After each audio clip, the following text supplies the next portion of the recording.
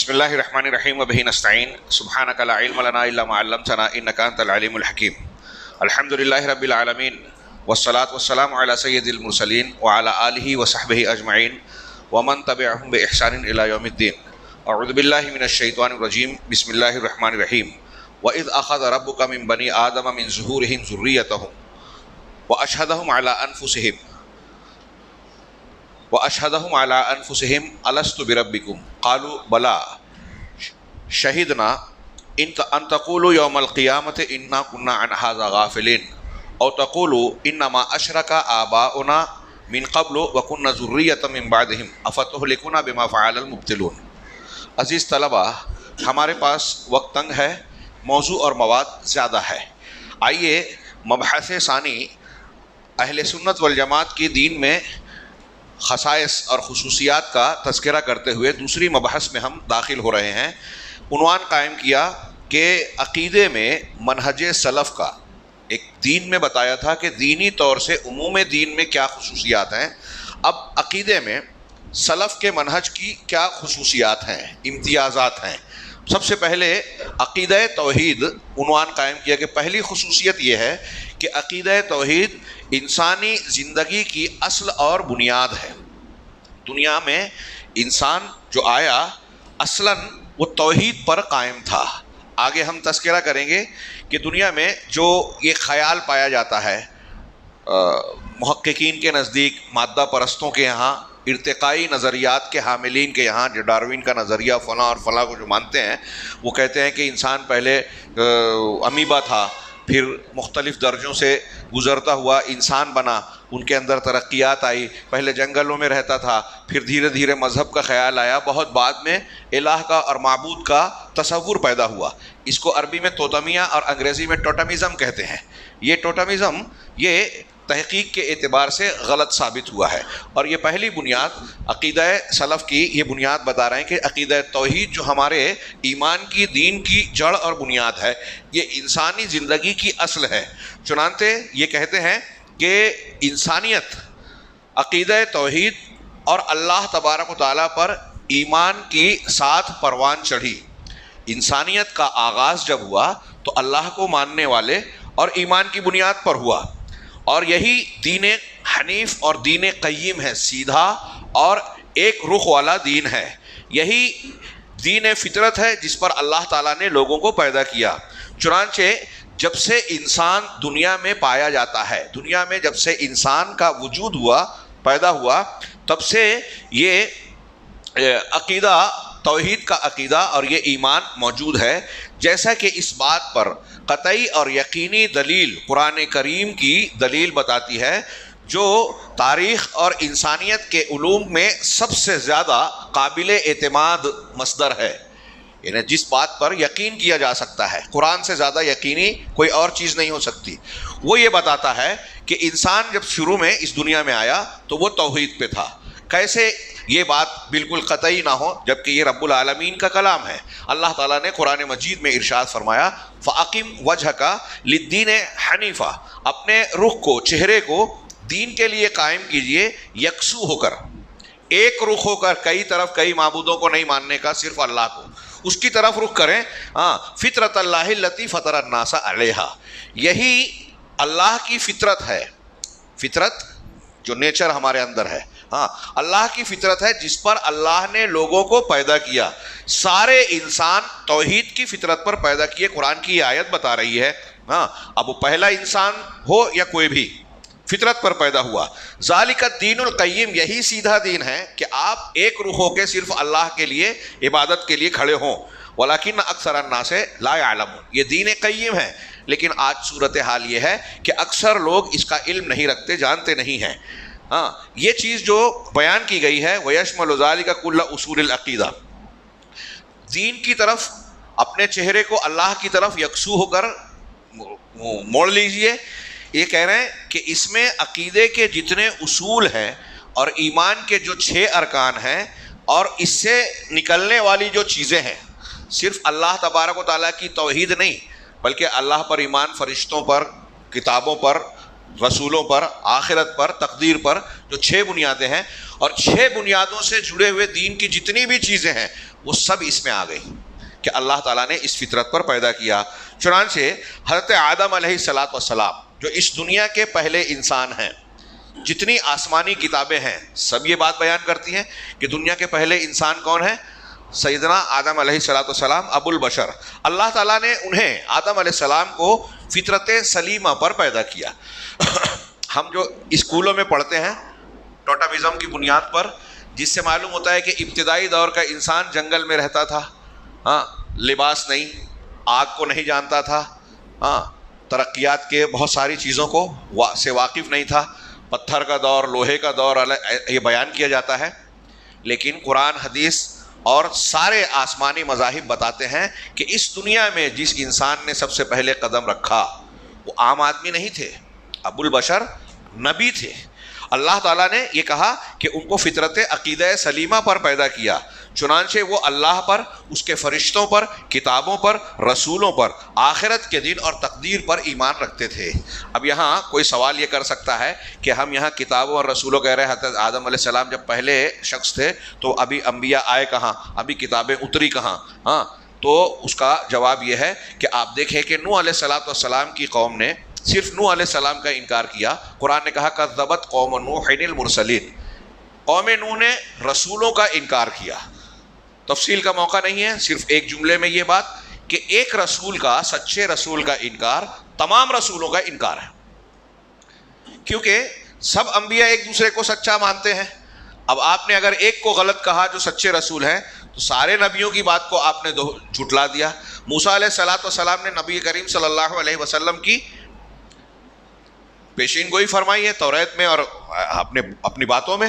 اب اگر کوئی شخص نبی کریم صلی اللہ علیہ وسلم کو کوئی یہودی رسول نہیں مان رہا ہے تو وہ اللہ کے رسول کا تو انکار کر ہی رہا ہے، موسیٰ علیہ السلام کا بھی انکار کر رہا ہے، ان کی بات بھی نہیں مانتا۔ تو اس قاعدے کو دماغ میں رکھیے۔ تو یہ جو ایمان کی بنیادیں ہیں یہ آدم علیہ السلام کے پاس بھی موجود تھی، بلکہ ابتدا میں یہی ایک دین تھا جیسا کہ قرآن کہتا ہے، ہاں، اور یہ اللہ تبارک و تعالیٰ کے لیے آدم علیہ السلام توحید خالص پر قائم موحد تھے، اور اللہ تعالیٰ کے بارے میں وہ سارے عقیدے اختیار کیے ہوئے تھے جو اللہ کی تعظیم، اس کی اطاعت، اس سے امید، اس سے خوف اور ڈر کے لیے ضروری ہیں۔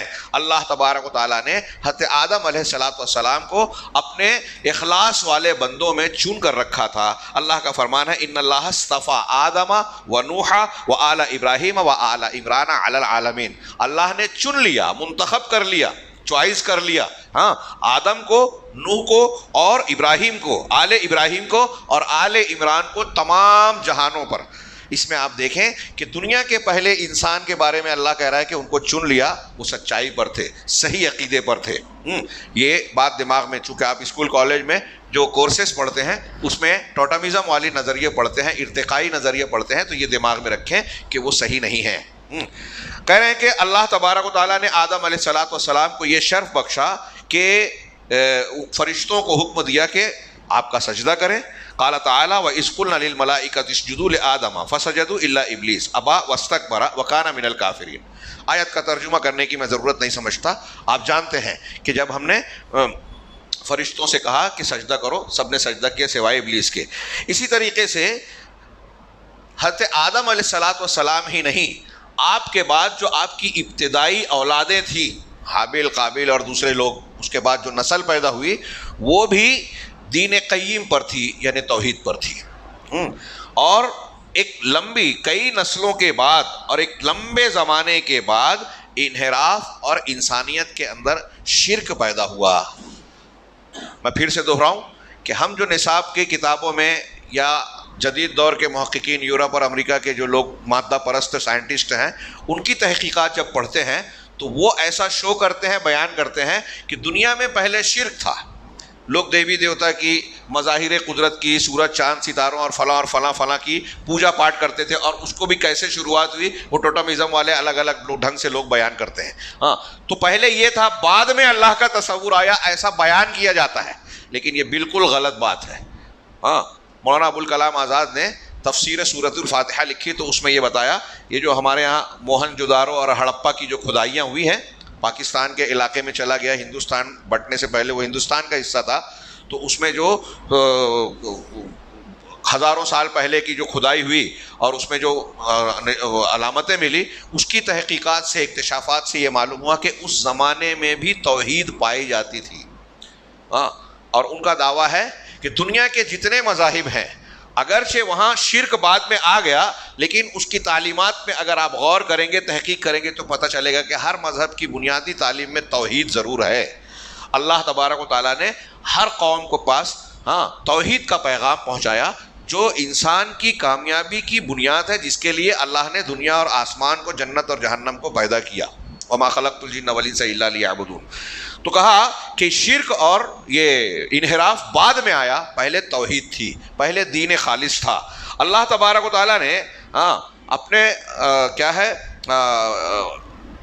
اس بات کا کہ اللہ ہی ان کا لوگوں کا پروردگار ہے، یہ بنی آدم سے عہد و پیمان لے لیا اور اس بات پر ان کو گواہ بنایا. جبکہ انسان عالم ارواح میں تھے، آدم علیہ السلام کی پیٹھ میں تھے، پیدا نہیں ہوئے تھے. عالم ارواح میں ہی اللہ تعالیٰ نے لوگوں کی روحوں کو نکال کر یہ عہد و پیمان لیا کہ میں تمہارا رب ہوں. سب نے اس بات کا اعتراف کیا. چنانچہ سورہ اعراف کی آیت نمبر 172 173 میں اللہ کا ارشاد ہے، جو آیت میں نے ابھی درس کی شروعات میں پڑھی تھی، وَإِذْ أَخَذَ رَبُّكَ مِن بَنِي آدَمَ مِن ظُهُورِهِمْ ذُرِّيَّتَهُمْ. جب اللہ تبارک و تعالیٰ نے، تمہارے پروردگار نے بنی آدم سے ان کی پیٹھوں سے، پشت، ان کی پیٹھ سے، پشت سے جو ہے ان کی ذریت کو نکالا. یہاں ایک لمبا چوڑا اختلاف ہے، علمی بحث ہے کہ یہاں مراد آدم کی پیٹھ ہے یا لوگوں کی پیٹھ ہے. تو ہم تفسیر کو، حدیثوں کو، صحابہ کی تشریح کو دیکھتے ہیں تو دونوں باتیں اس میں شامل نظر آتی ہے کہ اللہ تعالیٰ نے آدم علیہ السلام کی پیٹھ سے تمام پیدا ہونے والی روحوں کو نکالا اور پھر ان کو ان کے نفسوں پر خود ان کے اوپر گواہ بنایا اور کہا الست بربکم، کیا میں تمہارا پروردگار نہیں ہوں؟ قالوا بلا، سب نے کہا ہاں کیوں نہیں، تو ہی ہمارا رب ہے. سارے انسانوں نے دنیا میں آنے کے بعد، کوئی ہندو، عیسائی، کرسچن، کوئی بھی مذہب والا بن گیا ہو، لیکن عالم ارواح میں سب نے اعتراف کیا کہ تو ہی ہمارا رب ہے. کیوں نہیں؟ شہیدنا، ہم نے اس کی گواہی دی. آگے والے جملے کو بہت غور سے سنیے، قرآن کا ارشاد ہے، اللہ نے فرمایا کہ یہ عہد و پیمان ہم نے کیوں لیا؟ ان تقولوا یوم القیامت انا کنا عن ھذا غافلین، کہ تم قیامت کے دن یہ کہنے لگو کہ ہم کو تو یہ معلوم ہی نہیں تھا، ہم اس سے غافل تھے. یعنی توحید کے معاملے میں کسی انسان کا، یہ نوٹ کر لیجئے دماغ میں، کہ توحید کے معاملے میں کوئی انسان قیامت کے دن یہ نہیں کہہ سکتا کہ ہمیں معلوم نہیں تھا، انا کنا عن ھذا غافلین. جہالت کا عذر نہیں چلے گا. قبر میں سوال ہوگا تمہارا رب کون تھا. ہر انسان سے 3 سوال ہونا ہے. جب بندہ یہ کہے گا کہ ہاں لا ادری، ہائے میں نہیں جانتا، تو فرشتے کیا جواب دیں گے منکر نکیر؟ کہ نہ تو نے پڑھا نہ جانا. اس کا مطلب یہ پڑھنا اور جاننا ضروری ہے، دوسری دنیا میں دنیا کے علم سیکھے نہ سیکھے، لیکن یہ سیکھنا ضروری ہے کہ رب کون ہے، دین کون سا ہے، اور پیغمبر محمد صلی اللہ علیہ وسلم کون ہے. 3 سوال جو قبر میں ہوں گے ہر انسان سے. تو کہا کہ تاکہ قیامت کے دن یہ نہ کہہ سکو کہ ہم اس سے غافل تھے. او تقولوا، یا یہ کہنے لگو کہ انما اشرک آباؤنا، کہ ہمارے باپ دادا نے شرک کیا تھا، وکنا من قبل، اس سے پہلے، وکنا ذریۃ من بعد، اور ہم ان کے بعد ان کی ذریت تھے. دنیا میں ہم دیکھتے ہیں کہ ماں باپ جو طریقے پہ ہوتے ہیں، بیٹے بھائی آپ اور ہم یہاں ہندوستان میں پیدا ہوئے، ہمارے ماں باپ جیسا لباس پہنتے ہیں اور اس علاقے میں جیسا لباس ہے ہم وہی پہنتے ہیں. جو کھانا آپ کے علاقے میں کھایا جاتا ہے، آپ کے والدین کے گھر میں آپ وہی کھاتے ہیں، آپ کی عادت وہی پڑی.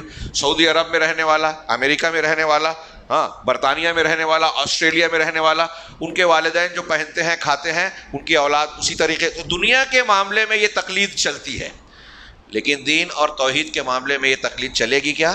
کہ میرے باپ دادا نے شرک کیا تو میں بھی کر رہا ہوں. کیوں نہیں چلے گی؟ اس لیے کہ یہ فطرت کے خلاف ہے. اور میں اس کو سمجھانے کے لیے بھی کہتا ہوں کہ دنیا کے بھی فیشن میں بچہ، نئی نسل بولتی ہے کہ ارے ابا کا ٹائم پرانا تھا، اولڈ فیشن ہے وہ. اب نیا فیشن ہمارے ٹائم میں یہ ہے، ابھی بال وہ جو ہے وہ پرندے کے گھونسلے کے جیسا چل رہا ہے آج کل. کتنا بھی برا لگتا ہے لیکن آج کا اور نیو فیشن وہی ہے، اسٹائل ہے. تو دنیا کے معاملے میں جہاں آپ باپ دادا کے طریقے پہ چلیں تو کوئی نہیں ہے، آپ کے والدین جو لینگویج بولتے ہیں آپ وہی لینگویج بولتے ہیں، یہاں چل جائے گا، یہ دین میں نہیں چلے گا، کیونکہ یہ فطرت میں اللہ نے رکھا ہے، اس کے خلاف ہے، اور سارے پروفز دلیلیں اس کے خلاف ہیں۔ تو قیامت کے دن تم یہ نہیں کہہ سکتے کہ ہمارے باپ دادا نے شرک کیا تھا اور ہم ان کے بعد ذریت کمزور اولاد تھے تو جیسے باپ دادا نے کیا ویسا ہی کر رہے ہیں، افتہلکنا بما فعل المبطلون۔ تو قیامت کے دن تم یہ نہ کہو کہ تو اے اللہ ہم کو ہلاک کر رہا ہے اس عمل کی وجہ سے جو باطل پرستوں نے کیا، باپ دادا نے کیا اور ان کے بعد ہم ان کی ذریت تھی اس لیے ہم نے بھی شرک کیا، تو ان کے عمل کی وجہ سے تو ہم کو عذاب دے رہا ہے۔ قیامت کے دن یہ نہیں کہہ سکتے۔ اس آیت کے جو دو ٹکڑے ہیں کہ ہم غافل تھے یہ نہیں کہہ سکتے، باپ دادا نے کیا یہ نہیں کہہ سکتے۔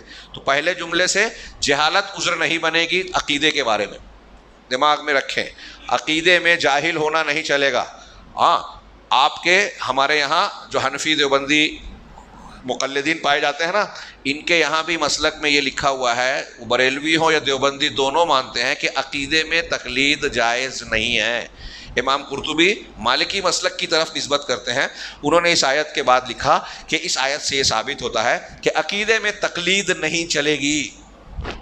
ہاں اس لیے کسی حنفی دیوبندی وغیرہ سے بات ہو تو آپ یہ کہیے، جب وہ آپ کو غیر مقلد کا الزام طعنہ دیتا ہے تو آپ ان سے پوچھیے کہ عقیدے میں آپ تقلید کرتے ہو کہ تقلید نہیں کرتے؟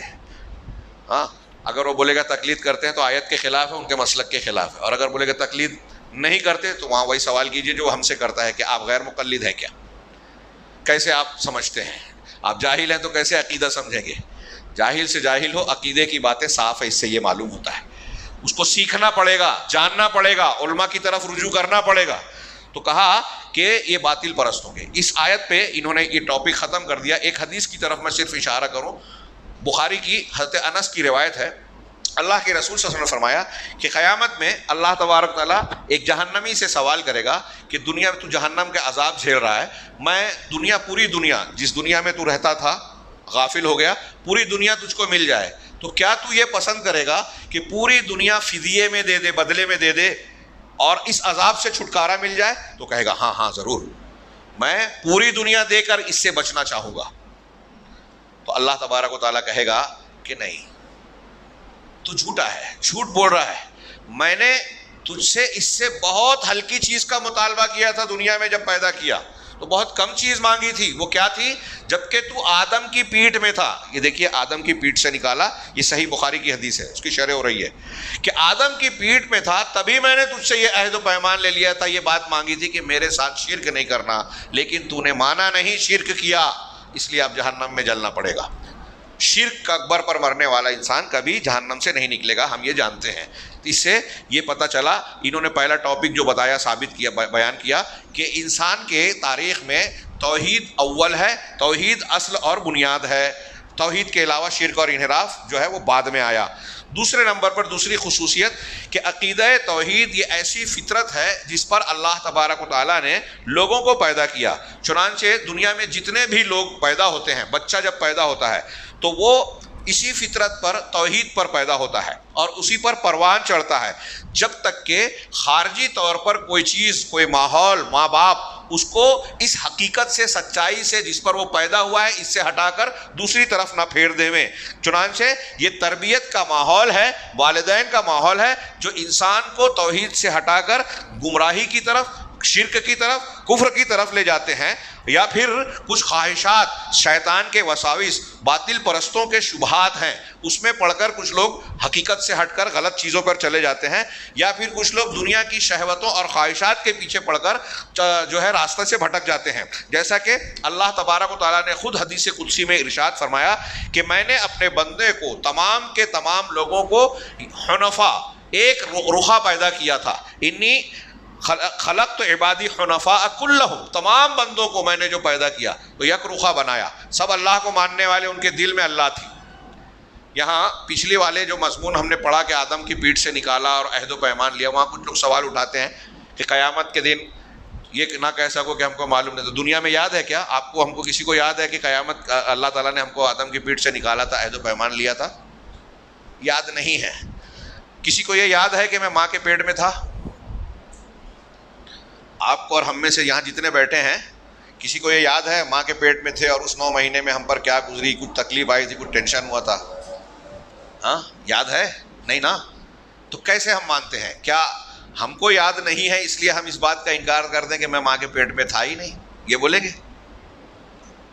تھے نا، یہ پروسیجر ہمیں دکھ رہا ہے، اور پھر دنیا کے لوگوں نے بتایا کہ یہی آپ کی ماں ہے، یہی آپ کے باپ ہے، تو ہم اسی کو، ماں کو ہی والدہ کہتے ہیں، امی کہتے ہیں، ہاں کسی دوسری کو نہیں کہتے۔ ہمیں یاد نہیں کہ ہم اس ماں کی پیٹ میں جو ہے جنمے ہیں، لیکن ہم اسی کو ماں کہتے ہیں۔ کیوں؟ اس لیے کہ اعتماد والے لوگوں نے اور خبروں نے ہم کو بتایا۔ تو ایسے ہی اللہ تعالیٰ نے پیٹ سے نکالا تھا اور ہم سے عہد و پیمان لیا تھا، یہ قرآن بتا رہا ہے، اللہ کا کلام بتا رہا ہے، رسول بتا رہے ہیں، اس لیے ہم مانتے ہیں، نمبر 1۔ دوسری بات کہ ہمیں یاد نہیں ہے، اس لیے ایک دم ایگزیکٹلی یاد نہیں ہے، اس لیے کہ ایک تو یہ جنم کا فرق ہے، دوسرا یہ کہ یہ دنیا دارالامتحان ہے۔ اگر سب کو یہ پکا یاد ہوتا اور سب اسی پہ رہتے تو امتحان کہاں رہتا؟ تیسری چیز یہ کہ جو ابھی ہم پڑھ رہے ہیں کہ اللہ تعالیٰ نے فرمایا کہ ہر بچہ جو ہے کو حنفا پیدا کیا۔ ہم نے جو آدم علیہ السلام کی پیٹ سے نکل کر عہد و پیمان کیا تھا، اسی کا اثر ہے کہ جب دنیا میں آئے تو ہمارے دل کے اندر توحید موجود ہے۔ دنیا کا کتنا بڑا بھی مشرک ہو، آپ اس سے اگر گفتگو اور بحث کرو گے تو وہ اپنے جس کی عبادت کرتا ہے نا اس کے بارے میں شک شبے کا اظہار کرے گا کہ دل مطمئن نہیں ہے، یا کچھ نہ کچھ کو کھٹک پیدا ہوتی ہے۔ کیوں؟ اس لیے کہ فطرت کے اندر توحید ہے۔ ہم آگے بڑھتے ہیں۔ اللہ تعالیٰ کا یہ قول کہ میں نے اپنے سارے بندوں کو حنفا یک رخا بنایا اور شیاطین ان کے پاس آئے، وَإِنَّهُمْ أَتَتْهُمُ الشَّيَاطِينُ، ان کے پاس شیاطین آئے، فَاجْتَالَتْهُمْ عَنْ دِينِهِمْ، ان کو ان کے دین سے ہٹا دیا۔ اجتالا کہتے ہیں ارادے سے پھیر دینا، بہکانا، تو شیاطین نے ان کو ان کے دین سے بہکا دیا، صحیح راستے سے جو جس پر پیدا ہوئے دل کے اندر جو توحید ہے اس سے ہٹا دیا۔ وحرمت علیہم ما احللت لہم، اور ان شیاطین نے ان پر وہ چیزیں حرام کر دی جو میں نے حلال کی تھی۔ وامرتہم، اور انہیں اس بات کا حکم دیا، ان یشرکوا بی ما لم انزل بہ سلطانہ، کہ میرے ساتھ اس کو شریک ٹھہرائیں جس کی میں نے کوئی دلیل نہیں اتاری۔ یہ حدیث قدسی ہے جس کو صحیح مسلم میں امام مسلم رحمہ اللہ نے نقل کیا، لمبا چوڑا حوالہ ہے، میں پورا نہیں پڑھتا تاکہ وقت بچے۔ آگے رسول اللہ صلی اللہ علیہ وسلم نے ایک دوسری حدیث میں ارشاد فرمایا جو بخاری مسلم کی بہت مشہور حدیث ہے کہ ما من مولود الا یولد علی الفطرہ، کہ کوئی بھی بچہ نہیں ہے مگر وہ فطرت پر پیدا کیا جاتا ہے۔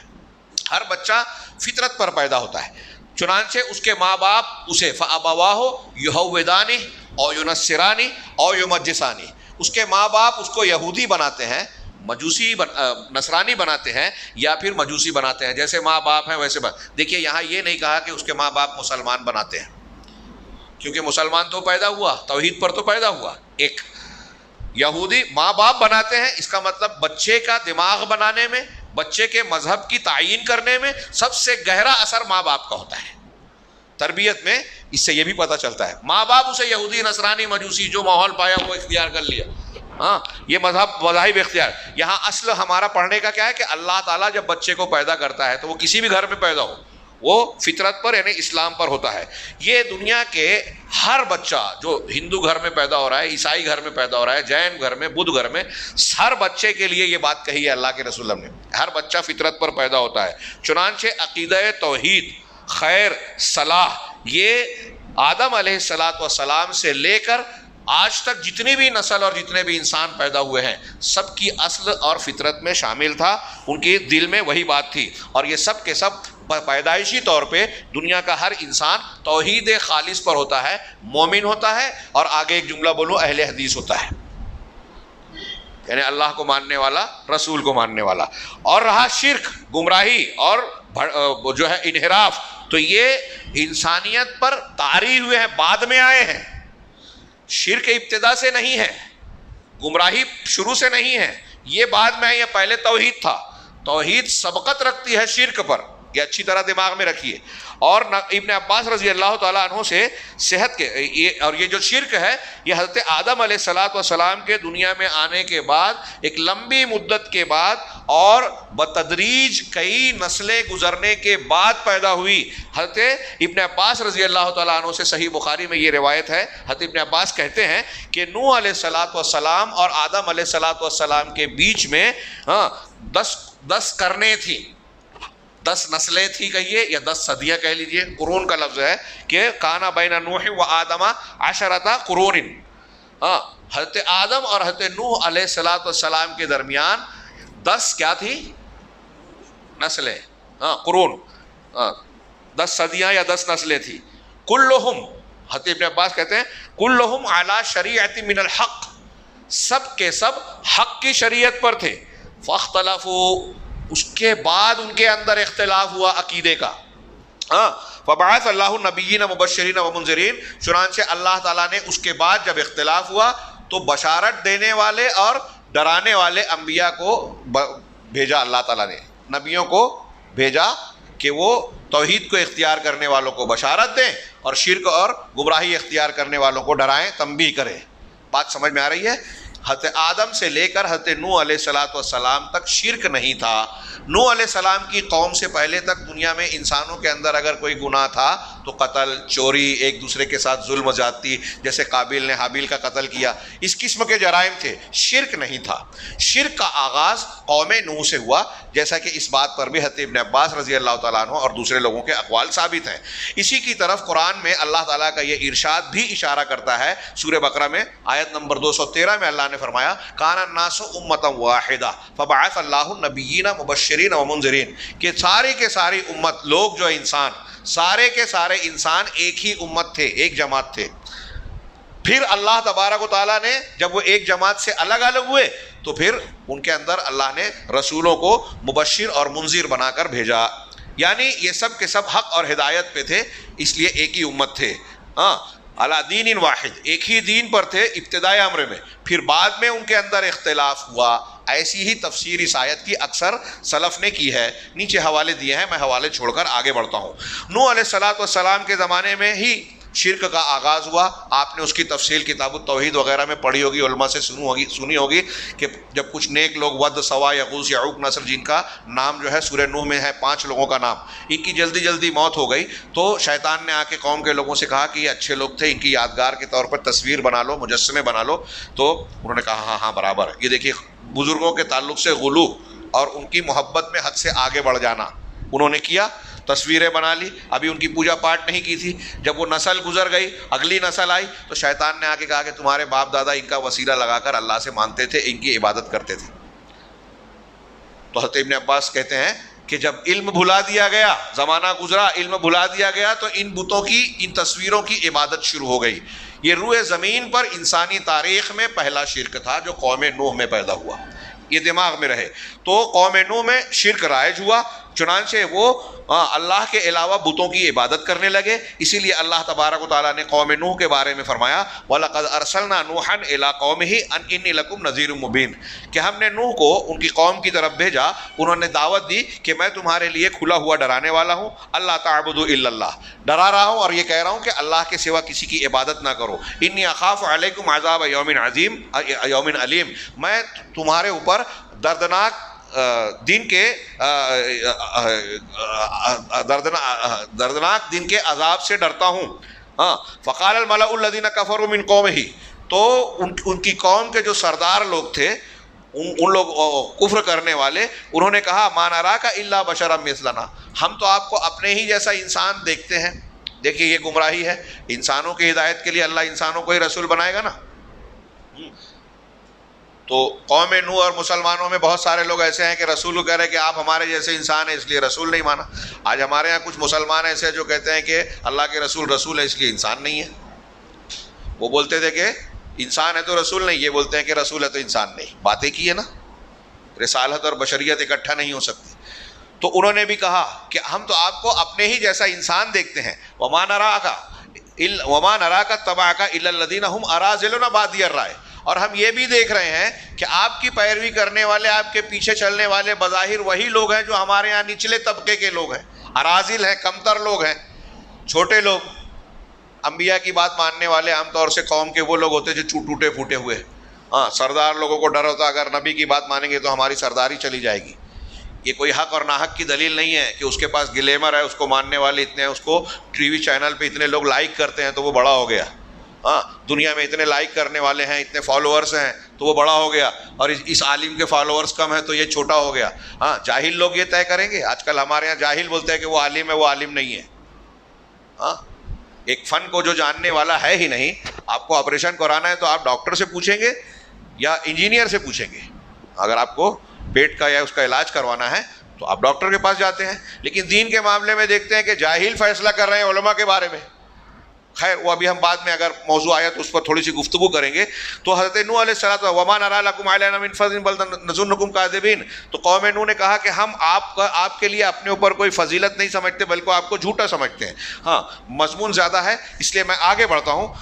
وبہذا یتبین قطعا، اس تفصیل کے ساتھ قطعی طور سے یہ بات واضح ہو جاتی ہے کہ صاف ستھرا عقیدہ اور توحید خالص، صحیح عقیدہ اور توحید خالص انسانی تاریخ میں اصل ہیں، بنیاد ہیں، شروعات سے ہیں.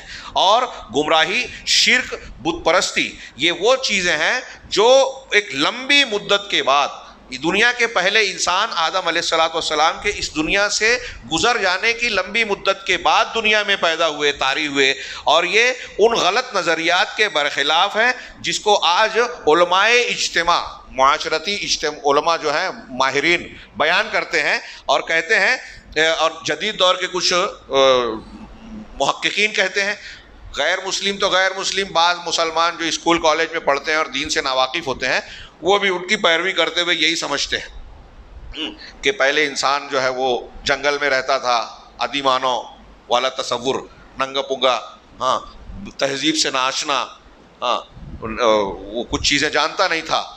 لیکن یہ چیزیں کہہ رہے ہیں کہ یہ قرآن و حدیث کی یہ حقیقت اور جو دلیلیں ہم نے پڑھی اس سے معلوم ہوتا ہے کہ یہ خیالات غلط ہیں، جو کہ ایسا گمان کرتی ہے کہ ابتدا میں، شروع میں جب لوگوں نے مذہب اور معبود کو جانا بھی تو بہت سارے معبودوں کو پوجتے تھے. پھر شرک اور وثنیت، تثلیث تک آئی، یعنی 3 خداؤں کو ماننے تک. پھر تثلیث سے بڑھ کر توحید آئی، یعنی ایک خدا کو ماننے کا تصور آیا.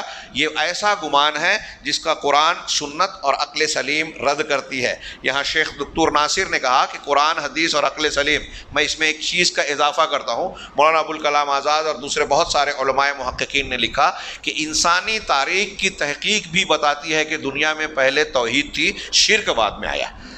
ہاں، اب جس طریقے سے یہ انسانوں کی تاریخ ہے ایسے ہی جنوں کا معاملہ بھی ہے. جنوں میں بھی اصل توحید ہی ہے. ہاں، ھذا عن البشر ویلحق بہم الجن، یہ انسان کے بارے میں تھا اور انسانوں کے ساتھ ہی جن بھی جڑے ہوئے ہیں، کیونکہ اللہ تبارک و تعالیٰ نے قرآن میں جنوں کئی مقامات پر انسانوں کے ساتھ ساتھ جنوں کو بھی خطاب کیا. یا معاشر الجن والانس الم یاتکم رسول منکم، کہ اے جنوں اور انسانوں کی جماعت، کیا تمہارے درمیان سے رسول نہیں آئے تمہارے پاس؟ یہ سورہ انعام کی آیت ہے. اسی طرح ہم نے جو شروع میں آیت پڑھی تھی سورہ ذاریات کی مشہور آیت، وما خلقت الجن والانس الا لیعبدون، کہ میں نے جن و انس کو نہیں پیدا کیا مگر اس لیے کہ وہ صرف میری عبادت کریں. یعنی ہماری اور جنوں کی پیدائش دونوں کا مقصد بتایا. اس کائنات میں بہت ساری چیزیں ہیں، امتحان یہ 2 کا ہو رہا ہے. اور اس امتحان کا بنیادی سوال، کوئسچن کیا ہے جس کو حل کرنا ہے کہ اللہ کی عبادت کی جائے دوسروں کی عبادت سے بچ کے، اللہ کی بات اور شریعت کو مانا جائے دوسروں کی بات ماننے کے مقابلے میں. یہی اصل ہے. دین، پورا دین، مذہب اسی کے گرد گھومتا ہے، اس بنیاد کے گرد. چنانچہ جنوں اور انسانوں کو اللہ نے کہا کہ میں نے اس لیے پیدا کیا وہ صرف میری عبادت کریں، یعنی میری توحید کو اختیار کریں. اس کا مطلب دنیا میں دوسری بھی عبادتیں رہے گی اور امتحان یہ ہے کہ ان سب سے بچ کے صرف اللہ کی عبادت کی جائے. یہ جنوں کی بات ہو گئی. اسی طرح ملائکہ اور دوسری جتنی بھی کائنات کی مخلوقات ہیں. ہاں ہاں حضرت خیریت سے کچھ کہہ رہے ہیں؟ ملائکہ کسے کہتے ہیں؟ میں نے کہا ملائکہ، ملائکہ مانے آپ کی لینگویج میں کیا بولیں گے ملائکہ کو؟ ہاں جی، میں سن نہیں پا رہا ہوں. ملائکہ ہی بولتے ہیں ہم لوگ، اردو میں فرشتہ بولتے ہیں. فرشتے جانتے ہو نا، ہمارے ایمان کی بنیادوں میں سے ہے. تو ملائکہ انسانوں کی بات ہوئی، ان کے یہاں اصل توحید ہے، جنوں میں اصل توحید ہے. پھر ملائکہ اور دنیا میں جتنی بھی مخلوق ہے، جتنے بھی مخلوقات ہیں، وہ سب اللہ تبارک و تعالیٰ کے سامنے جھکتے ہیں، خشوع خضوع اختیار کرتے ہیں.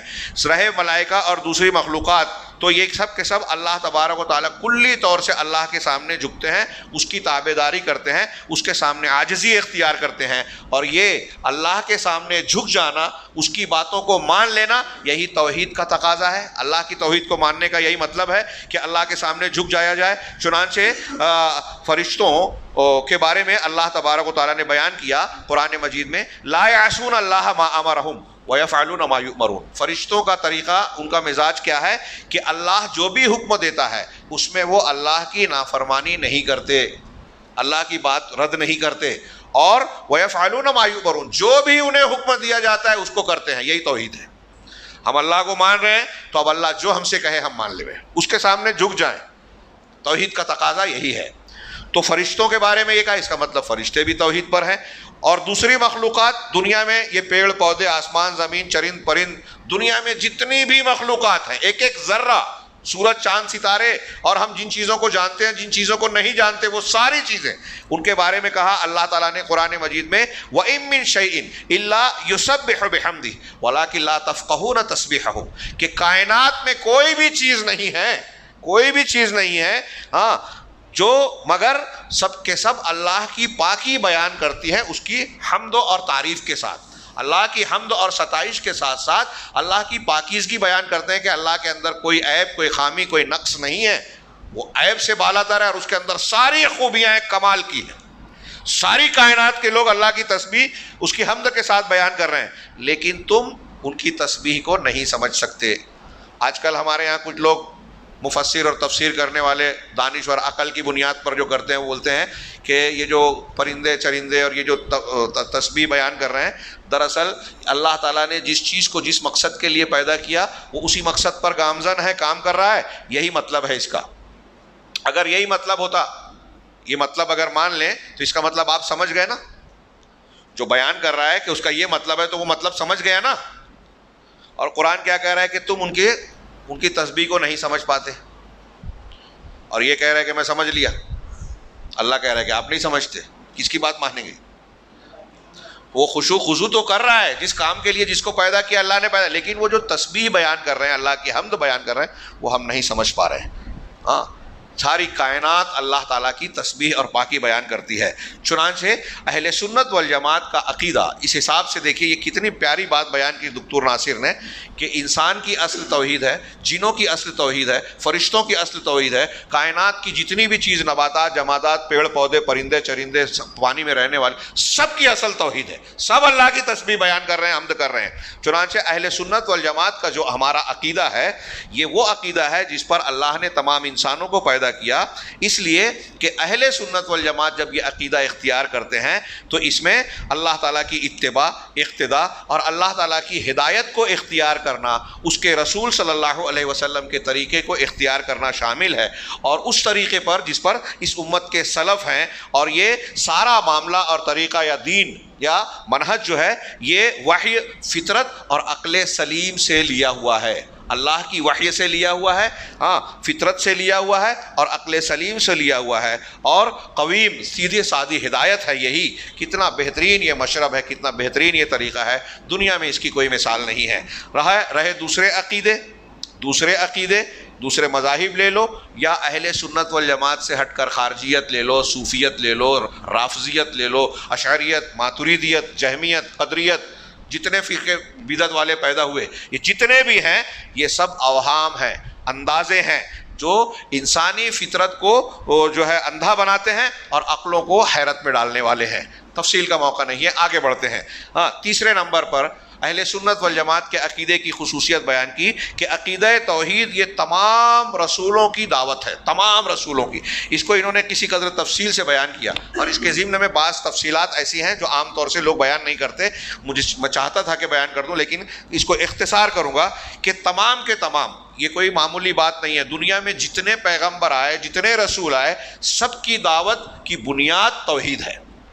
صرف یہ ایک بات اور عقیدہ توحید سے متعلق فضیلت میں ہم جو چیزیں پڑھ رہے ہیں یہ اس کی امپورٹنس اہمیت بتانے کے لیے کافی ہے. جتنے پیغمبر آئے سب کی بنیاد توحید ہے. کتنی اہم چیز ہے.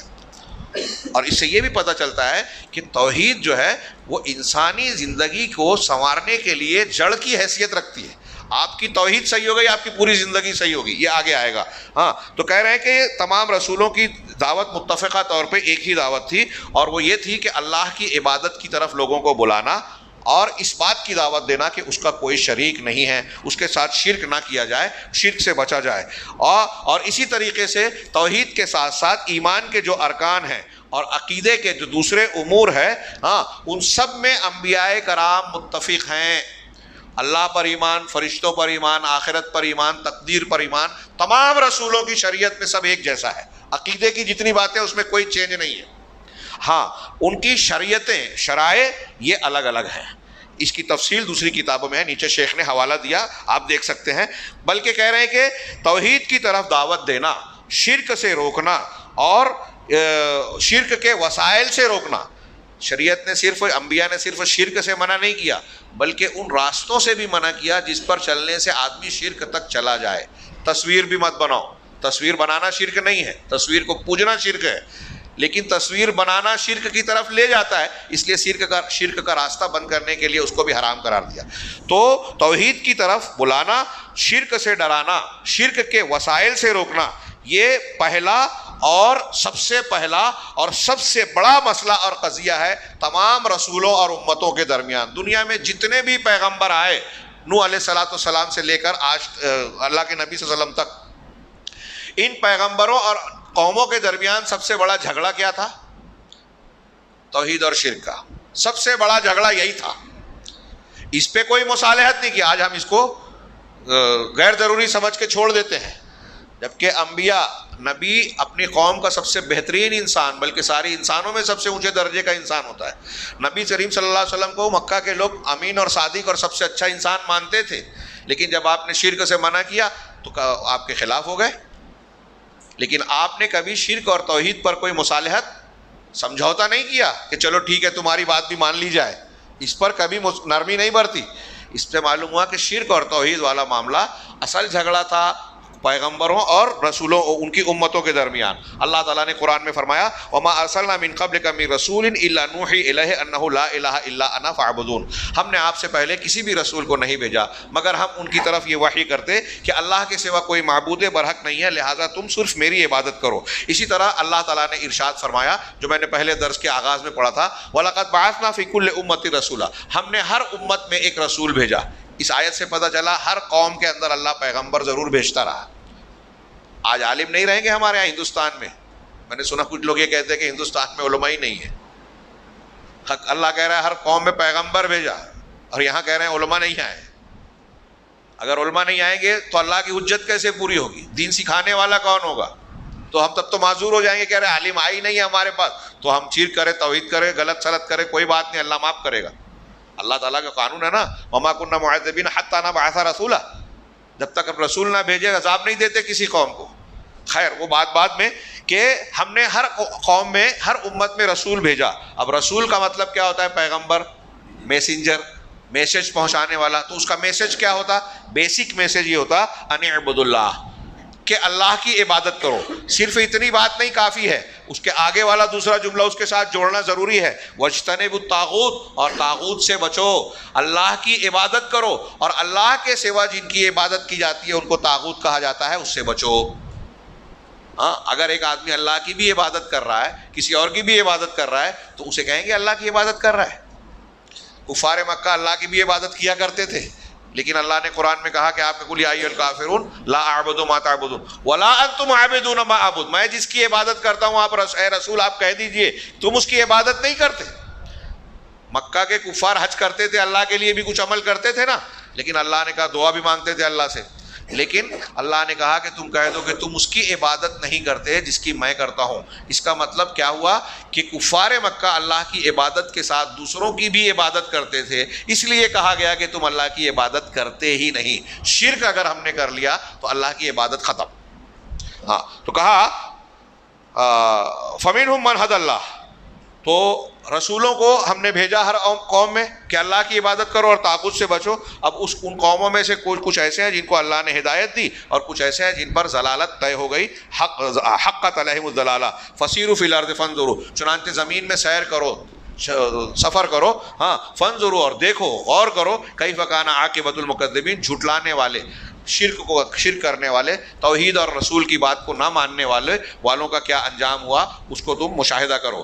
تو نتیجہ کیا نکلا کہ جتنے بھی رسول تھے سب کے سب نے توحید کی طرف دعوت دی کہ اللہ تعالیٰ کی عبادت اسی کے ساتھ، اسی کا تقوی اختیار کیا جائے، اسی کی اطاعت کی جائے، اس کے رسولوں کی اطاعت کی جائے. جیسا کہ اللہ تبارک و تعالیٰ نے عمومی طور پر تمام رسولوں کے بارے میں بیان کیا، جو ابھی ہم نے پڑھا کہ ہر رسول کی طرف ہم نے یہ دعوت بھیجی. خاص رسولوں کا جہاں قرآن میں ذکر کیا ان کا نام لے کر بھی کہا، جیسے قوم ہود اور قوم صالح کے واقعے میں ہود علیہ السلام اور صالح علیہ السلام کا جملہ نقل کیا، یا قوم اعبدوا اللہ ما لکم من الہ غیرہ، اے میری قوم کے لوگو اللہ کی عبادت کرو، تمہارے لیے اس کے سوا کوئی معبود نہیں ہے. ابراہیم علیہ السلام کی دعوت میں کئی مقام پر یہ جملہ ملے گا. ایک جگہ حضرت ابراہیم نے اپنی قوم سے کہا اعبدوا اللہ واتقوہ، اللہ کی عبادت کرو اور صرف اسی کا تقوی اختیار کرو، صرف اسی سے ڈرو. چنانچہ ایک نبی کے بارے میں بھی یہ بات کہی. چنانچہ توحید کی طرف دعوت دینا اور شرک سے لوگوں کو ڈرانا، بچانا، روکنا، یعنی عقیدے کو صحیح سلامت رکھنا، یہ تمام رسولوں کی دعوت کی اصل الاصول اور بنیاد ہے. تمام رسولوں کی دعوت کی اصل اول ہے اور بنیاد ہے، اور یہی وہ پہلا مقصد ہے، یہی وہ اعلیٰ ترین مقصد ہے جس کے ذریعے سے دنیا اور دین کے سارے معاملات سنورتے ہیں، درست ہوتے ہیں. ہم چاہتے ہیں کہ ہماری دینی زندگی، دنیاوی زندگی ٹھیک ٹھاک ہو جائے، ہم اچھے انسان بن جائیں. تو اس کے لیے سب سے پہلی ضرورت کیا ہے کہ رسولوں کی یہ پہلی تعلیم اختیار کیا جائے، توحید. اگر ایک آدمی کے پاس توحید نہیں ہے تو وہ اچھا آدمی نہیں ہو سکتا. لکھ لیجئے، دین اور دنیا کے تمام معاملات سنورتے ہیں توحید سے. یہ بہت بڑی بنیاد ہے. اچھے لوگ یہ سمجھنے کے لیے آج تیار نہیں ہیں. آگے انہوں نے بیان کیا کہ دنیا کی کوئی دعوت مؤثر، مفید اور پھلدار نہیں ہو سکتی جب تک کہ اس کی بنیاد رسولوں کی دعوت کے مطابق توحید پر قائم نہ ہو. بہت سے لوگ بڑی محنت کرتے ہیں، نتیجہ نہیں آتا. سال لگا دیا، دین کا کام، جماعت کا کام، فلاں کا کام کر رہے ہیں، کوئی فائدہ نظر نہیں آتا. کیوں؟ اس لیے کہ ان کی دعوت نبی کے طریقے پہ نہیں ہے، توحید کی بنیاد پر نہیں ہے. تو کہہ رہے ہیں کہ یہی وہ چیز ہے جس کی بنیاد پر دین اور دنیا کی ساری چیزیں درست ہوتی ہیں. چنانچہ جب عقیدہ صحیح ہوتا ہے، کیسے سب چیزیں صحیح ہوتی ہیں؟ جب عقیدہ درست ہوگا، توحید مضبوط ہوگی آپ کے دل میں، تو لوگ صرف اللہ کی باتوں کو توجہ سے سنیں گے، اس کی فرما برداری کریں گے، اس کے رسولوں کی بات مانیں گے، اور شریعت، ہدایت اور بصیرت کے ساتھ اس کی شریعت پر قائم رہیں گے. آپ کے اندر اللہ کا ڈر ہوگا. ہاں، آپ کو موقع مل رہا ہے چوری کرنے کا، چوری نہیں کریں گے کہ اللہ دیکھ رہا ہے. ہاں، ایک عورت سے ایک آدمی نے کہا کہ یہاں میں اور آپ تنہا ہیں، ہاں، ان ستاروں کے علاوہ ہمیں کوئی نہیں دیکھ رہا ہے، چلو ایک دوسرے کو سے لذت حاصل کر لیں. تو اللہ کے اس اللہ کی بندی نے کہا کہ یہ تم کہہ رہے ہو کہ ستاروں کے علاوہ کوئی نہیں ہے، ان ستاروں کو بنانے والا کہاں گیا؟ کیا وہ نہیں دیکھ رہا ہے ہمیں؟ تو اللہ کی توحید، اللہ تعالیٰ دیکھ رہا ہے. اس تصور نے زنا کا موقع ملا لیکن زنا سے روک لیا. تو یہ توحید ہوگی، اللہ کا ڈر، تو انسان گناہ سے روکے گا. اللہ کے اجر و ثواب کی امید اور شوق ہوگا تو نیکی کی طرف لپکے گا، دعوت کا کام کرے گا. اللہ تبارک و تعالیٰ کے پاس اجر و ثواب اور تقرب چاہے گا تو اللہ کے راستے میں قربانیاں دے گا. ماں باپ کی بات کو اف نہ کہو، ماں باپ کی کوئی بات بری بھی لگ رہی ہے تو اللہ کا فرمان ہے کہ نہیں، ماں باپ کو جھڑکنا نہیں ہے، برا نہیں کہنا ہے، تو ماں باپ کا فرما بردار بنے گا. تو یہ توحید ساری بنیادیں قائم کرتی ہے، یہ کوئی معمولی بات نہیں ہے. ہاں، انسان کو انسان بناتی ہے، سنوارتی ہے. اللہ کے رسول صلی اللہ علیہ وسلم نے توحید پر لوگوں کی، صحابہ کی تربیت کی تھی. دیکھیے گناہ ہوا، خود لا کے پیش کر دیا عدالت میں کہ میں نے ایسا گناہ کیا ہے، مجھ کو سزا دیجیے. ہاں، شراب پی رہے ہیں، آیت آ گئی فوراً چھوڑ دیا. ہم لوگ نہیں چھوڑ پاتے، کوئی بری عادت ہے. کیوں؟ اس لیے کہ ہماری توحید کمزور ہے. تو توحید درست ہوگی، اسی سے دنیا اور آخرت کے سارے معاملات سریں گے. اس کا یہاں انہوں نے ذکر کیا کہ اس کا یہ مطلب نہیں ہے کہ رسولوں نے دنیا کے دوسری مفاسد اور خرابیوں کی اصلاح کا اہتمام نہیں کیا، اس کی طرف توجہ نہیں کی، صرف توحید اور شرک پر بحث کی، دوسرے معاملات پر نہیں کی. نہ ہی اس کا یہ مطلب ہے کہ دوسری فضیلتوں کی طرف دعوت نہیں دی. یعنی ایسا نہیں ہے کہ دوسری برائیوں سے نہیں روکا اور دوسری نیکیاں نہیں بتائیں، بلکہ انہوں نے ایسے شرائع اور مناہج، ایسے طریقے اور احکام بیان کیے جس پر امتیں چلتے ہوئے چلے گی، اور اس کے ذریعے سے دنیا کی زندگی کے معاملات بھی سب درست ہو جاتے ہیں، اور پھر اسی کے تحت میں وہ نیکی کا حکم دینے والے، اصلاح اور انصاف کرنے والے بن جاتے ہیں، برائیوں سے روکتے ہیں، فساد اور ظلم سے روکتے ہیں، اور ہر خیر اور فضیلت اسی کے ذریعے سے اسی کے بنیاد پر جو ہے حکم دیتے ہیں، اور ہر شر اور رذیلت سے لوگوں کو منع کرتے ہیں۔ یعنی یہ توحید کی جڑ بنیاد سے یہ ساری چیزیں پیدا ہوتی ہیں کہ دوسری ساری چیزوں پر خود عمل کرنے کی کوشش کرتے ہیں، توحید کی بنیاد پر یہ شرائع اور احکام بیان کرتے ہیں، یہ کرو، یہ مت کرو، اور اس سے روکو، اس کو پھیلاؤ، اس سے منع کرو، تو یہ ساری خیر توحید کی بنیاد پر پھیلتی جاتی ہے۔ اور کہہ رہے ہیں کہ اختصار کے ساتھ تو رسولوں نے اپنی دعوت کی بنیاد توحید پر رکھی سب سے پہلے، جتنے بھی رسول ہیں، اور اسی کے ذریعے سے دنیا اور آخرت کی درستگی اور صلاح ہوتی ہے۔ اور ان کے وبجانب دعوتہم للتوحید، توحید کی دعوت کے پہلو میں انہوں نے ان چیزوں کی بھی دعوت دی اور اصلاح کی جو ان کی اپنی اپنی قوموں میں خرابیاں پیدا ہو گئی تھی۔ پچھلی قوموں میں آپ دیکھیں گے کہ پیغمبر جب اپنی قوم میں آئے تو توحید کی دعوت دی، شرک سے منع کیا بیسیکلی، لیکن اگر وہاں کوئی خاص برائی پائی جاتی ہے، جیسے قوم شعیب میں وہ ناپ تول میں کمی کرنے کی برائی تھی تو اس سے بھی منع کیا حضرت شعیب نے۔ اسی طریقے سے قوم لوط میں اغلام بازی، مرد کا مرد سے شہوت پوری کرنا، یہ ایک گناہ پیدا ہو گیا تھا، تو ان کا ذکر کر کے اس گندگی سے انہوں نے ان کے پیغمبر نے روکا۔ جہاں ظلم و بچ اور ظلم زیادتی ہوئی اس سے ان کے پیغمبروں نے روکا۔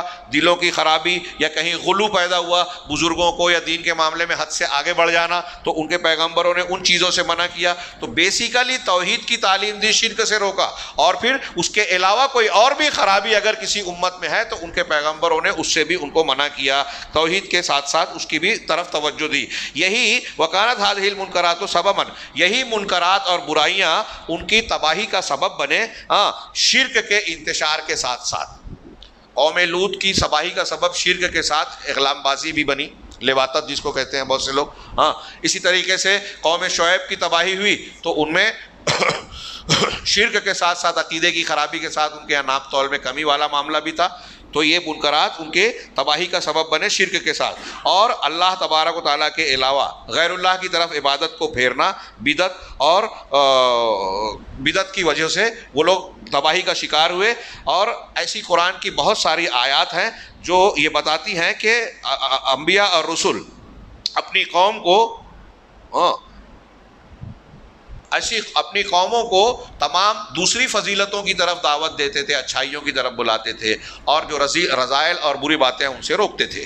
یہ عنوان جو تھا تمام رسولوں کی دعوت کا، اگلا چوتھے نمبر پر چوتھی خصوصیت بیان کر رہے ہیں کہ عقیدہ توحید ہمارے نبی محمد صلی اللہ علیہ وسلم کی دعوت اور آپ کی دعوت کی بھی اصل تھی، بنیاد تھی۔ جب ہم قرآن کریم پر غور کرتے ہیں، میں تیزی سے آگے بڑھ رہا ہوں، بغور سنیں۔ آپ لوگ سب بیدار ہیں جی؟ کھانا کھانے کے بعد نیند تو نہیں آ رہی ہے جی؟ اللہ کے نبی صلی اللہ قرآن مجید پر جب ہم غور کرتے ہیں، اسی طرح دعوت کے معاملے میں رسول اللہ صلی اللہ علیہ وسلم کی سیرت پر غور کرتے ہیں، تو ایک کھلی ہوئی حقیقت جس کی طرف ہم پہنچتے ہیں، بہت کھلی ہوئی بات، وہ یہ ہے نمبر ایک کہ قرآن کریم کی زیادہ تر آیات توحید کو بیان کرنے میں ہیں۔ توحید الوہیت، توحید ربوبیت، توحید اسماء و صفات، جو توحید کی تین قسمیں کہلاتی ہیں، بعض دوسری تقسیم بھی ہے۔ اسی طریقے سے قرآن کی آیتوں میں عبادت کو اللہ کے لیے خالص کرنے کی دعوت ہے، دین کو اور عبادت کو صرف اللہ کے لیے خالص کیا جائے بغیر کسی شریک کے، اور عقیدے کی بنیادوں کو، اس کے اصول کو دلوں میں مضبوط بنایا جائے۔ قرآن کی بیشتر آیتیں اسی کو بیان کرتی ہیں، کیونکہ قرآن میں آپ کہیں گے انہوں نے بیان کیا کہ سب سے پہلے جو نازل ہوا اقرا بسم ربک الذی خلق وغیرہ کے گیپ کے بعد جو سب سے پہلے نازل ہوا یا ایھا المدثر، تو اس میں انہوں نے ان آیتوں کو پیش کیا کہ آپ دیکھیے کہ رسول اللہ صلی اللہ علیہ وسلم کو یہ جو شروع میں علم کی پہلے نبی بنایا گیا، اس لیے پہلی وحی میں اقرا بسم ربک الذی خلق کہا گیا۔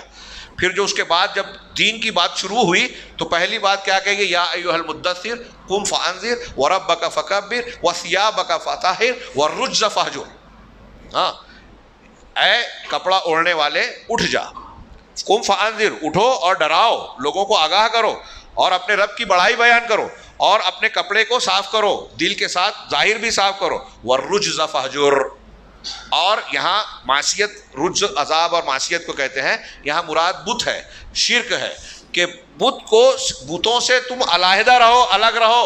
نبی کریم صلی اللہ علیہ وسلم کو خطاب ہے، آپ بت پرستی نہیں کر سکتے تھے، آپ کو خطاب کر کے امت کو کہا جا رہا ہے کہ بتوں کی پرستی سے بچو، شرک سے بچو. ولا تمنن تستکثر، اور کسی پر احسان نہ کرو کہ بڑھ کر اس کا بدلہ پاؤ. ولربک فاصبر، اور اللہ کے لیے، اللہ کی راہ میں صبر کرو. تو یہ پہلی وحی فترہ وحی کے بعد آئی. اس وحی میں اللہ کے رسول صلی اللہ علیہ وسلم کو دعوت کی تعلیم دیتے ہوئے یہ کہا جا رہا ہے کہ شرک سے آپ الگ رہیے، بتوں کی پرستی سے آپ دور رہیے. دوسرے گناہوں سے پہلے اس کا ذکر کیا. بہت سارے گناہ تھے اربوں میں، لیکن آپ کو پہلے کیا کہا جا رہا ہے؟ شرک سے بچیے، شرک سے بچائیے، لوگوں کو ڈرائیے. پھر قرآن کریم اس کے بعد مسلسل نازل ہوتا رہا. پورے مکی دور میں آپ دیکھیے کہ مکہ میں 13 سال کی زندگی، ہاں، اس میں قرآن کی جو آیتیں نازل ہوئی اس کا زیادہ تر بیشتر حصہ عقیدے کو ثابت کرنے، توحید کو بیان کرنے اور اس کو مضبوط بنانے کی طرف پر مشتمل تھا، مضامین پر، اور اس بات کی دعوت پر مشتمل تھا کہ اللہ تبارک و تعالیٰ کے لیے عبادت کو اور دین کو خالص کیا جائے، اکیلے اسی کی عبادت کی جائے اور اس کے رسول کی اتباع کی جائے.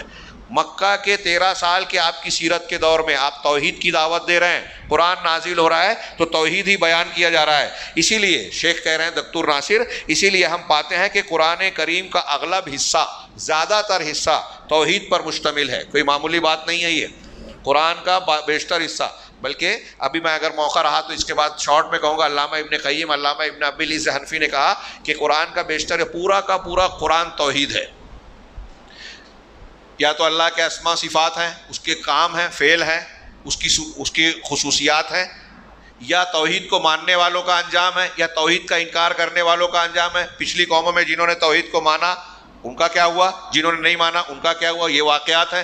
جو ماننے والے اور نہ ماننے والے آخرت میں کیا ہوگا ان کا انجام ہے. جو ماننے والے ہیں وہ کون سی شریعت پر عمل کرتے ہیں، جو نہیں ماننے والے ہیں وہ کیا اختیار کرتے ہیں، اس کا ذکر ہے. کافر مومن کی صفات کیا ہوتی ہے، منافق کی. توحید کو مانتا ہے تو کیسا ہونا چاہیے، نہیں مانتا ہے تو کیسا، یہ توحید کے تقاضے اور اس کی تکمیل کیا ہے. اس اعتبار سے علامہ ابن قیم کہتے ہیں اور علامہ ابن ابی العز حنفی، پورا کا پورا قرآن توحید ہے. الحمدللہ رب العالمین توحید، الرحمن الرحیم توحید، مالک یوم الدین توحید، ایاک نعبد و ایاک نستعین توحید، وآخر الآیہ توحید. پورا کا پورا قرآن کسی نہ کسی طرح توحید سے جڑا ہوا ہے. لیکن یہاں یہ کہہ رہے ہیں کہ یا تو قرآن کے اکثر حصہ توحید کو بیان کرتا ہے، یا تو صریح عبارت کے ساتھ کھل کر توحید پر بحث کرتا ہے، یا اشارے کے ساتھ. ہاں، اس طریقے سے کہ قرآن کا بیشتر حصہ توحید الوہیت اور عبادت کو اکیلے اللہ کے لیے خالص کرنے کی تعلیم پر مشتمل ہے، یا پھر توحید ربوبیت اور اللہ کے اسماء و صفات پر، علیم، خبیر، رحمان، رحیم، ہاں، والاول والآخر والظاہر والباطن، اللہ کے اسماء و صفات پر مشتمل ہے. یا ایمان اور اسلام کے اصولوں کو بیان کرتا ہے قرآن، غیب کے امور کو، تقدیر کے بھلے برے کو بیان کرتا ہے، آخرت کے دن کو بیان کرتا ہے، جنت کو اور جنت والوں کو، جنت میں جو جائیں گے اور اس کی نعمتوں کو بیان کرتا ہے، جہنم کو اور جہنم کے جہنمیوں کو اور ان کے عذاب، وعد اور وعید کو بیان کرتا ہے. جنت میں وہ جائے گا جو توحید مانتا ہے، تو جنت میں جانا توحید والوں کا انجام ہے. جہنم میں وہ جائے گا جو توحید کو نہیں مانتا، لہذا وہ توحید کو نہ ماننے یا شرک کرنے والوں کا انجام ہے. وَأُصُولُ الْعَقِيدَةِ تَدُورُ عَلَىٰ هَٰذِهِ الْأُمُورِ، اور عقیدے کے جو اصول ہیں، بنیادیں ہیں، وہ انہی چیزوں پر، انہی امور پر گردش کرتے ہیں. یعنی یہ ساری باتیں عقیدے سے جڑی ہوئی ہیں. علماء کرام نے یہ بات بیان کی ہے کہ قرآن کا 1/3، ثلث کہتے ہیں 1/3 کو، قرآن کا 1/3 ایک تہائی حصہ احکام ہے، ایک تہائی حصہ اخبار ہے، انہیں خبریں دی گئی ہیں غیب کے متعلق، ماضی کے متعلق، انبیاء کے واقعات، مستقبل کے واقعات، جنت جہنم آخرت کے واقعات، خبریں. تو کچھ احکام ہیں، 1/3 جو ہے احکام ہے، ایسا کرو ایسا مت کرو. 1/3 جو ہے وہ خبریں ہیں، اور 1/3 جو ہے وہ توحید ہے. ہاں، یہ بات جو علماء نے کہی ہے، یہ اس حدیث کی تفسیر میں جو رسول اللہ صلی اللہ علیہ وسلم نے فرمایا کہ قل هو اللہ احد احد قل هو اللہ احد تعدل ثلث القرآن، کہ قل هو اللہ احد یہ قرآن کے 1/3 1/3 قرآن کے برابر ہے، اس لیے کہ فإن قل هو اللہ احد اشتملت على اعظم التوحید والتنزیہ للہ تعالی، اس لیے کہ قل هو اللہ احد اللہ تبارک و تعالیٰ کی سب سے عظیم توحید اور تنزیہ پر مشتمل ہے۔ ہاں، وہ آیات الاحکام، اور قرآن میں جو احکام کی آیتیں ہیں، ایک طرف تو اللہ کی توحید کا 1/3 حصہ، اور جو احکام پر مشتمل آیتیں ہیں جس میں مختلف چیزیں بیان کی گئی ہیں کہ ایسا کرو ایسا مت کرو، تو آیات احکام بھی عقیدے اور اصول دین کے بیان سے خالی نہیں ہیں۔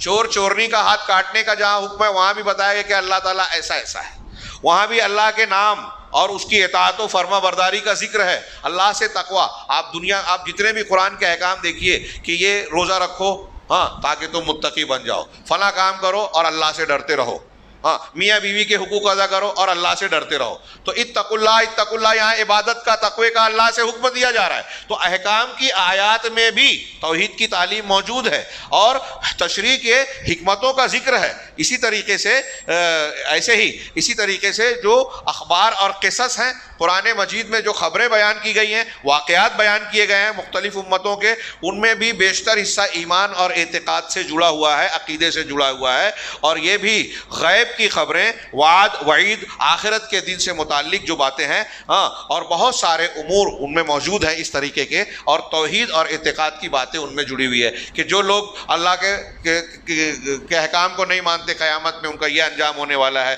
ان چیزوں کا یہ بدلہ دیا جانے والا ہے، تو وہاں آخرت کی بات ہے اور نتیجے کی بات ہے، وعید اور دھمکی کی بات ہے، اللہ تعالیٰ کی حکمتوں کی بات ہے۔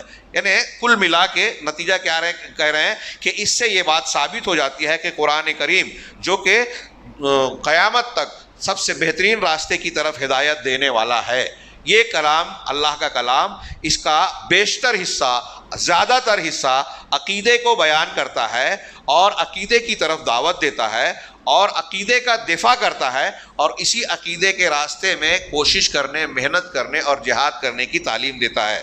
اسی کے ذریعے سے ہم جو کھلے نتیجے تک پہنچتے ہیں کہ ان علی الدعاة، کہ داعیوں پر، یہ ایک امپورٹنٹ بات، میں کچھ محسوس کر رہا ہوں کہ سستی چھا رہی ہے، لہذا یہ والا پوائنٹ پورا کر کے ہم 2-5 منٹ کا وقفہ کر لیں گے انشاءاللہ۔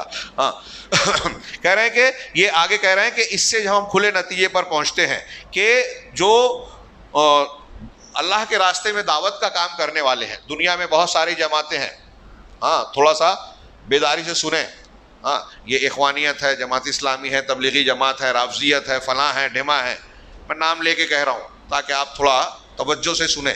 یہ جتنی بھی دعوتیں ہیں، ہاں ان کی دعوتیں جنہوں نے قرآن اور رسول اللہ قرآن اور توحید کو بنیاد نہیں بنایا، ان کی دعوت جو ہے قرآن کے طریقے پہ نہیں ہے۔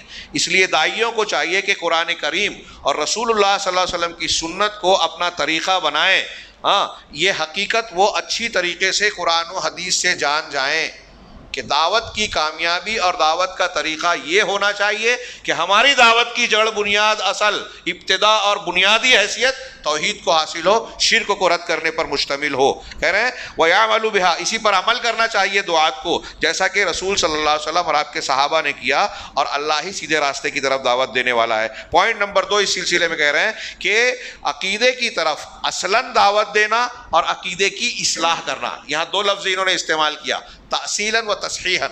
ہمارے یہاں کچھ مسلمان، کچھ لوگ ایسے ہمارے سامنے آئیں گے جو عقیدہ جانتے ہی نہیں ہے، توحید معلوم ہی نہیں ہے، تو آپ ان کو اصل میں توحید بتا رہے ہیں، تو یہ تاصیل ہوئی۔ اور کچھ ایسے مسلمان ہیں جو توحید کو مانتے تو ہیں کہ ہاں توحید ہے، لیکن سمجھتے نہیں ہیں، ان کے اندر بگاڑ ہے، تو ان کی صحیح کرنا، ان کی عقیدے کی تاصیل اور تصحیح، یہ رسول اللہ صلی اللہ علیہ وسلم کی محنت اور کوشش، آپ کی دعوتی زندگی کا سب سے بڑا جز اسی پر صرف ہوا۔ مکہ میں 13 سال تک، آگے کہہ رہے ہیں یہ کہ رسول اللہ صلی اللہ علیہ وسلم نے 23 سالہ زندگی دعوت دی، ہاں، اور یہ نبوت کا پورا عہد ہے، نبوت کا پورا پیریڈ کتنا ہے؟ 23 سال۔ اس 23 سال میں مکہ میں آپ 13 سال رہے، ہاں، ان 13 سالوں میں آپ کی دعوت کا سب سے زیادہ حصہ توحید لا الہ الا اللہ محمد رسول اللہ کی دعوت پر مشتمل تھا، یعنی اللہ تعالیٰ کی عبادت اور الوہیت میں اللہ وحدہ لا شریک کی توحید کو اختیار کیا جائے اور ایمان کے اصولوں کو مضبوط بنایا جائے، شرک اور بتوں کی پرستش کو چھوڑا جائے اور سارے جو درمیان میں واسطے وسیلے بنائے گئے ہیں ان کو ترک کر کے اللہ تعالیٰ کی ڈائریکٹ عبادت کی جائے، اس سے مانگا جائے، اور تمام بدعات اور غلط عقیدوں کو چھوڑ کر ہٹ جایا جائے، اس کو ترک کر دیا جائے۔ 13 سال تک آپ مکہ میں، 23 سال میں سے آدھے سے زیادہ، آدھے سے زیادہ زندگی جو مکہ میں آپ نے گزاری، اس میں آپ کی دعوت کا زیادہ تر حصہ توحید پر مشتمل رہا۔ اب اس میں سے باقی مدینہ میں 10 سال آپ نے گزارے، جس اس مدنی زندگی میں احکام کی تشریح اور عقیدے کو ثابت بنانا، مضبوط بنانا اور عقیدے کی حمایت اور حفاظت کرنا کہ شبہات سے اور ایسی چیزوں سے عقیدے کو بچایا جائے جس سے عقیدہ خراب ہوتا ہے۔ آج کل ہمارے ہاں شبہات کے فتنے بہت عام ہیں، بہت سارے مسلمان اپنے آپ کو کہتے ہیں، اسلام پسند طلبہ اپنے آپ کو کہتے ہیں، اور اسلام کیا ہے، ایمان کیا ہے نہیں جانتے۔ یورپ اور امریکہ کے لوگوں کے ایجنڈے اور جال میں پھنس کر ہمارے علماء کے خلاف، علماء حق کے خلاف، منہج حق کے خلاف وہ بہت ساری چیزیں اختیار کیے ہوئے اور ان کو پتہ ہی نہیں ہے۔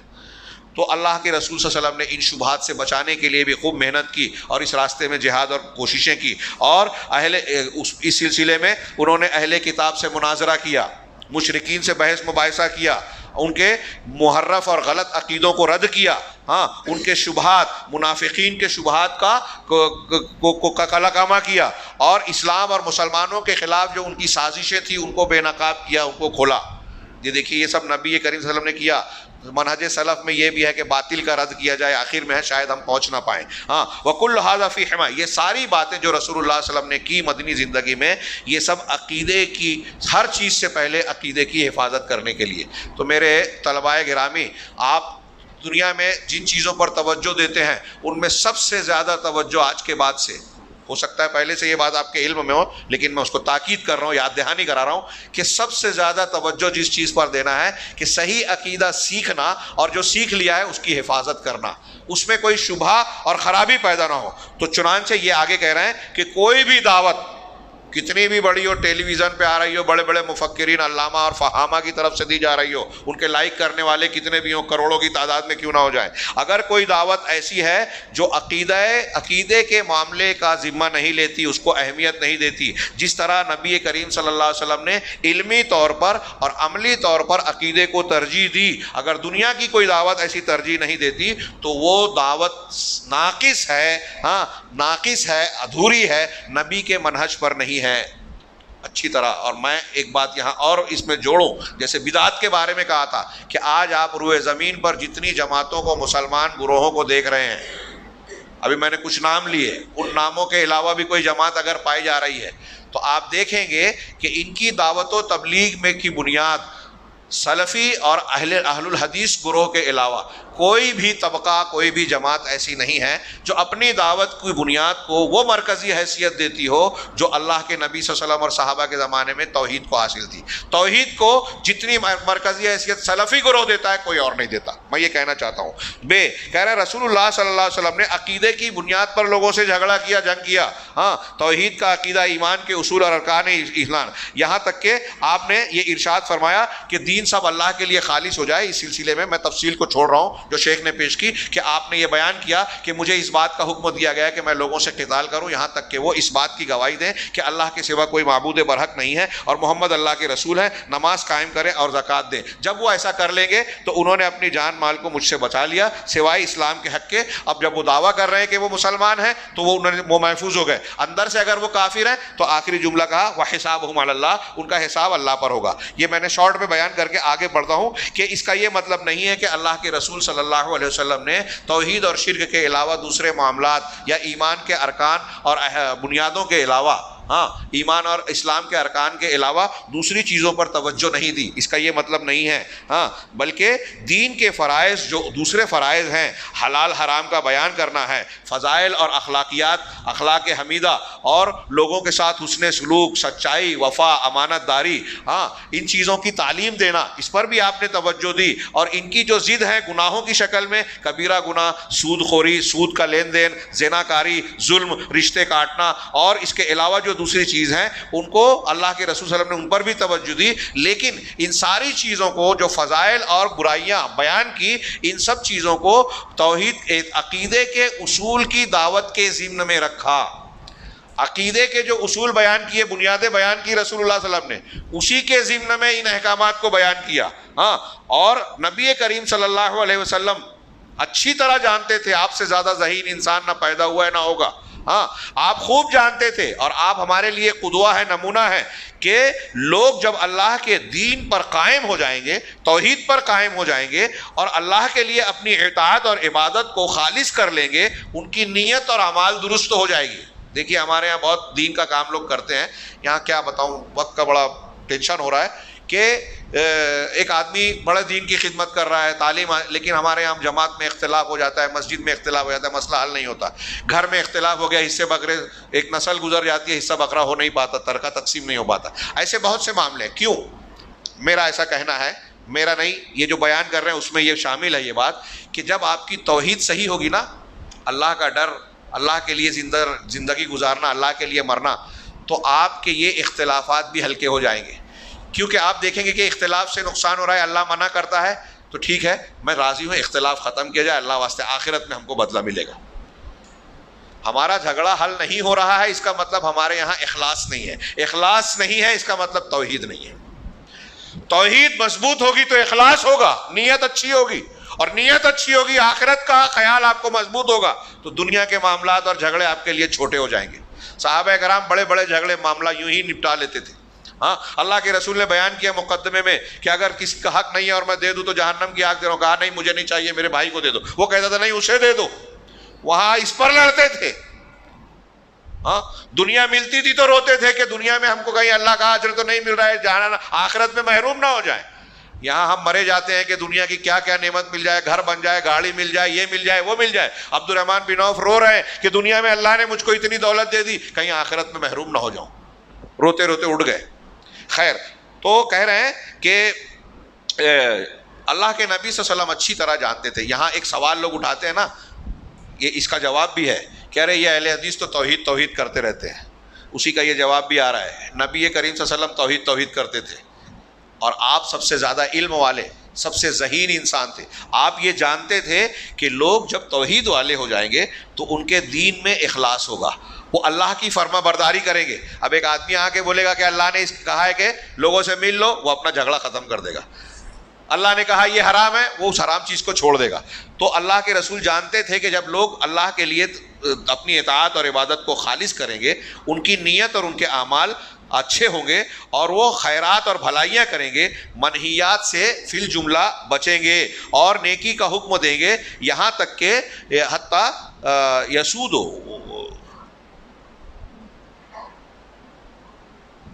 یہاں تک کہ وہ نیکیاں اور بھلائیاں جو ہے لوگوں میں رائج اور عام ہو جائے گی۔ اور یہ جب توحید والے بنیں گے تو منکرات سے روکیں گے، یہاں تک کہ برائیاں جو ہے خود بخود کمزور اور کمتر ہوتی مٹتی جائیں گی۔